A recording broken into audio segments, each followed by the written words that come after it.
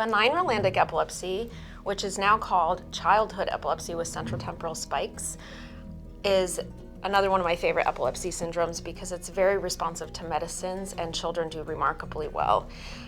Usually kids start having seizures between the age of 5 and 7, sometimes younger, and usually they grow out of it around puberty, but almost always by 15 or 16.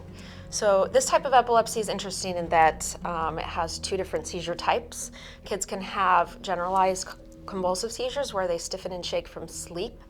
They can also have what are called focal onset seizures, and those are ones that happen in just one spot of the body. But they tend to happen in the area of the brain that's called the Rolandic region, and that's where our hand and face is located on the motor strip.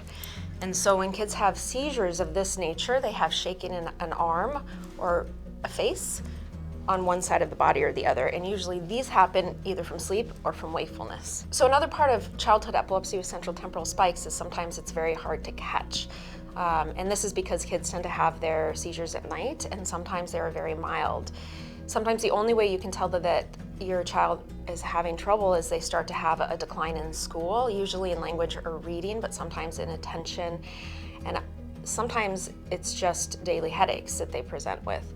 So if you've noticed that over the last few months that your child is having more difficulty in school or increasing headaches, it is reasonable to work them up with an electroencephalogram to make sure that they don't have abnormal spikes, which are signs of seizure risk during sleep. For more information on childhood epilepsy with central temporal spikes, also called benign Rolandic epilepsy, which is the most common childhood epilepsy, please reach out to our office.